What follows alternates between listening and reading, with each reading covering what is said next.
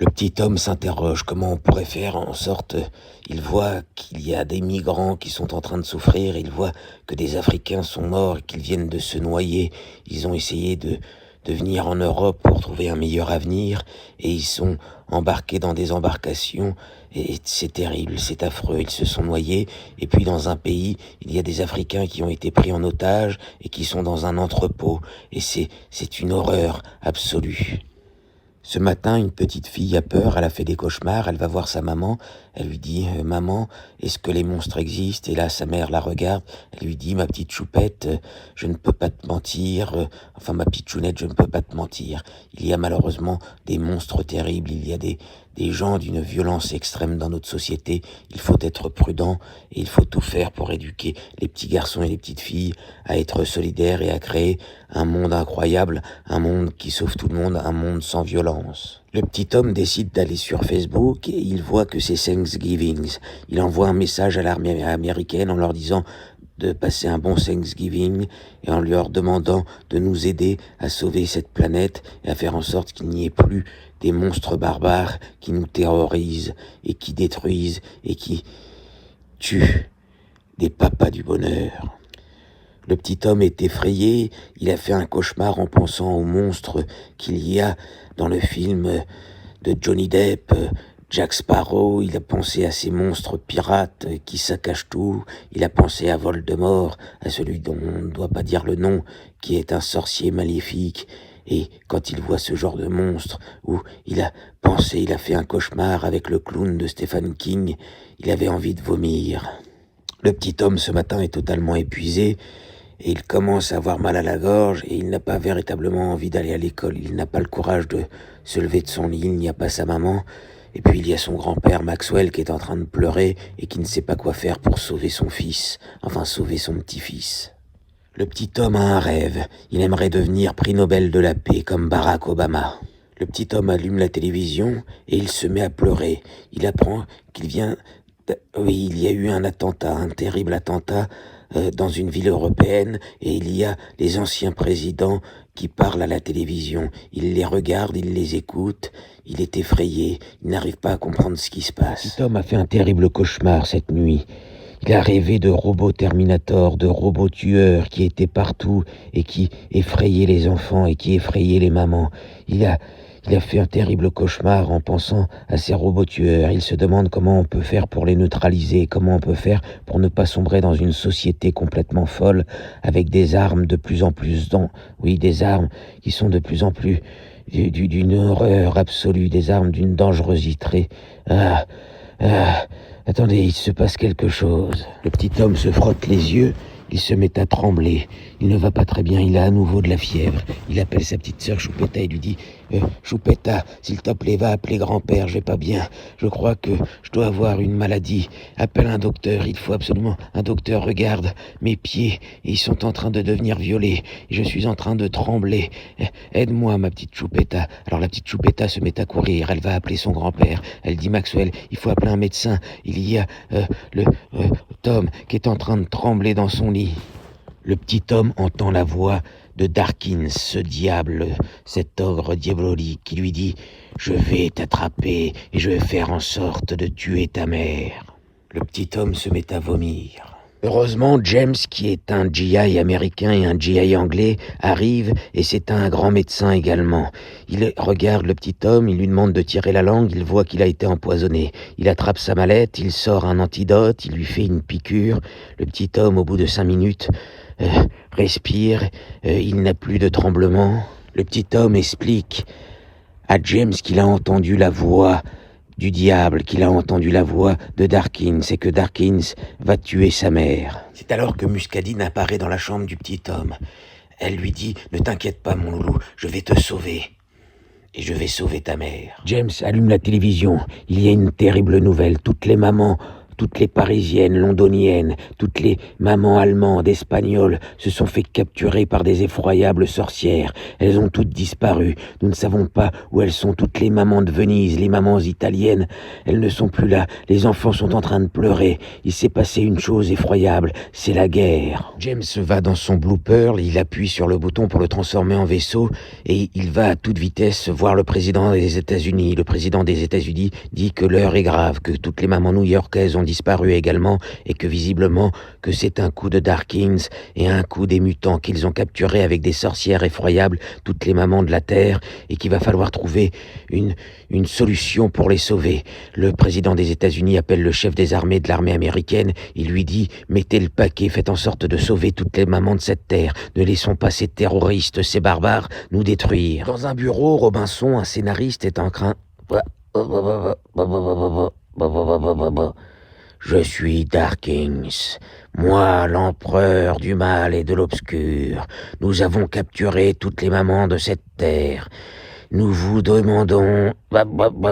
C'est terrible, dans une grande ville américaine et dans une ville anglaise et dans une ville écossaise, les gens se réveillent en ayant mal à la gorge, ils ont les yeux qui piquent, il y a eu plusieurs explosions, il y a l'armée de la terreur créée par Darkinson qui est en train de faire sombrer le monde. C'est alors qu'une petite fille, Agathe, écoute son oncle Robinson qui est en train de lui raconter cette histoire. Et il est en train de lui raconter l'histoire du petit homme. Et là, la petite Agathe lui dit « Tonton, je n'aime pas ton histoire, je vais faire des cauchemars. Je préférerais une histoire douce avec des anges, avec des fées, une histoire avec une licorne. Je n'ai pas envie d'écouter cette histoire de guerre. Ça m'effraie. Moi, je n'ai pas envie que ça soit la guerre sur ce monde. Je n'ai pas envie qu'il y ait des terroristes. Je n'ai pas envie qu'il y ait des attentats. Je n'ai pas envie que des papas et des mamans disparaissent. Je ne veux pas qu'il y ait des morts. En plus, il y a eu un attentat récemment. Des soldats sont morts. Des enfants se réveillent sans leur papa. Tonton, j'ai besoin d'une histoire qui me fasse rêver, qui me donne de la force, qui me dise que nos armées vont nous sauver, qu'ils auront des solutions, qu'ils seront capables de créer des technologies avec des boucliers, parce que j'ai vu un reportage sur les robots tueurs et sur les drones. Il y a un véritable danger. Il faut absolument créer une sécurité mondiale, une gouvernance mondiale, qu'on ait des casques bleus qui nous protègent. Il faut stopper la haine dans le cœur des gens. Je n'ai pas envie de me retrouver dans une société avec un fou furieux comme le Joker. Mon petit cousin, il est allé voir le film au cinéma et il m'a dit que c'était un psychopathe, le Joker, et que malheureusement il y avait des psychopathes sur cette terre. Et en plus, notre cousine, qui est comédienne, la belle Éléonore, tonton, tu sais bien que quand elle a été dans son Uber, elle s'est fait tripoter les seins. La petite Agathe regarde son oncle Robinson, elle lui dit « J'aime pas trop ton scénario, c'est trop triste, je préférerais une histoire drôle ». C'est alors que Robinson lui dit « Mais tu sais, nous vivons dans une société où il y a des dangers, où le terrorisme existe, où il y a malheureusement des êtres humains qui n'ont pas de cœur et il va falloir faire très attention. Moi je pense qu'il est important de parler de ces sujets, alors il faut faire très attention, tu as raison, il ne faut pas donner des mauvaises idées, mais il faut prendre au sérieux les films de science-fiction comme Batman, Spider-Man, Iron Man. Nous sommes face à des nouvelles technologies qui sont d'un danger effroyable, comme les intelligences artificielles qui peuvent être véritablement dangereuses, les neurotechnologies qui peuvent hypnotiser le cerveau des gens, les mettre en colère. Il faut absolument prévenir et faire en sorte que tout le monde se protège et que nous soyons une équipe solidaire. Et ma cocotte, il va falloir s'occuper des gens qui sont dans la rue. Tu imagines que ce matin, il y a des clochards, des migrants qui se réveillent avec la grippe dans la rue. Ils ont froid, ils n'ont pas pu se faire vacciner.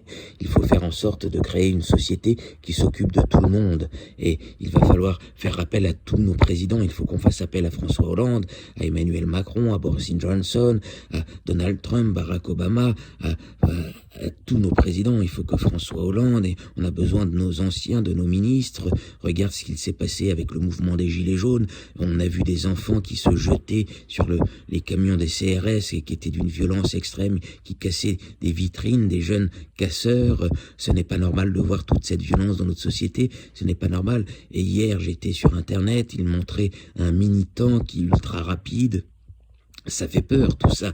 Alors comment on peut faire, ma petite Agathe, pour essayer de faire en sorte qu'il n'y ait pas de guerre? Il faut que l'on puisse trouver le moyen de créer la paix sur cette terre et de créer des liens d'amitié entre tous les peuples. Il ne faut surtout pas qu'il y ait de division. Il ne faut surtout pas qu'il y ait un retour du racisme. Et il va falloir faire très attention parce qu'il peut y avoir des nouveaux dictateurs dictateur comme Hitler. Hitler, malheureusement, il a existé et il y a des gens qui ont la haine et qui ont la folie d'Hitler en eux et il faut tout faire pour que ces gens-là ne prennent jamais le pouvoir et qu'ils ne prennent jamais possession de nos cerveaux et qu'ils n'essayent pas de nous manipuler. La petite Agathe regarde son oncle Robinson et lui dit « Tonton, je veux une histoire qui soit merveilleuse. J'ai envie que le petit homme se fasse sauver, que l'on puisse retrouver sa maman, que l'on puisse retrouver toutes les mamans de cette terre, qu'il n'y ait aucune guerre et que l'armée américaine puisse nous protéger et que ça ne soit jamais la Troisième Guerre mondiale et que l'on puisse faire en sorte de tous vivre sur cette terre, que tous les enfants, que l'on soit africain, que l'on soit russe, américain, chinois, japonais, mexicain, que tout le monde puisse avoir de la nourriture et que l'on puisse faire la fête et que l'on puisse créer des Jeux Olympiques de la danse et que tous les peuples puissent se mettre à danser et qu'il n'y ait plus jamais aucune guerre entre Israël et la Palestine. Je veux que ça soit la paix partout sur cette terre. Je ne veux pas qu'il y ait de guerre en Afghanistan. Je ne veux pas qu'il y ait de guerre en Syrie. Je n'ai pas envie de voir des familles sombrer et je n'ai pas envie d'entendre le bruit des bombes. Je n'ai pas envie d'entendre le bruit de mitraillettes dans la rue. Tu te souviens, tonton, quand on était à Paris et qu'il y a eu les attentats, on a entendu le bruit des mitraillettes, c'était effroyable. Et ensuite, il y a des jeunes femmes qui sont mortes, des papas qui plus jamais ça, tonton.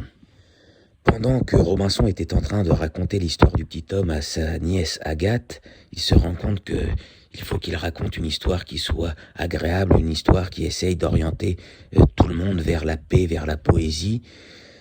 Robinson est un petit peu perdu, il n'a plus trop d'idées, il dit « Bon, ma petite Agathe, je vais te dire quelque chose. On va aller prendre une tisane, on va se prendre un petit carré de chocolat, on va se détendre, et puis on va aller jouer à Mario Bros, et on va dire à ton petit frère d'arrêter de jouer à un jeu de guerre, on va lui dire de jouer à un jeu plus sage, mais tu sais, on a besoin de militaires, on a besoin que les gens se forment à nous protéger, on a besoin que les gens savent se défendre. Toi, typiquement, si un jour tu vas dans le métro, il faut que tu aies le moyen de faire du self-défense et de te protéger, parce que malheureusement, on vit dans une société. Je vais te raconter une histoire.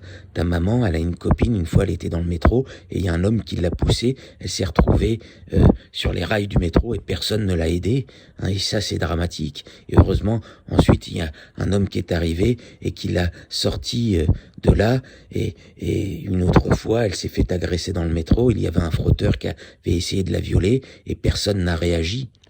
Le petit homme a très mal dormi, il est totalement épuisé, il a envie de vomir, il pense à son père qui est mort, il ne va pas très bien, il pense à sa mère qui a été prise en otage par une sorcière épouvantable.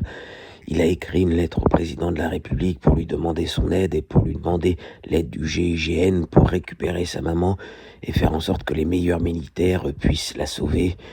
Il en peut plus, il est épuisé. Sa petite sœur a pleuré toute la nuit. Il est complètement paniqué, il ne sait plus quoi faire. Il vient d'appeler James, le magicien, en lui disant « Il faut absolument que tu m'aides à m'en sortir. Sans ma mère, je ne pourrais pas vivre. Déjà que sans mon père, c'est vraiment difficile.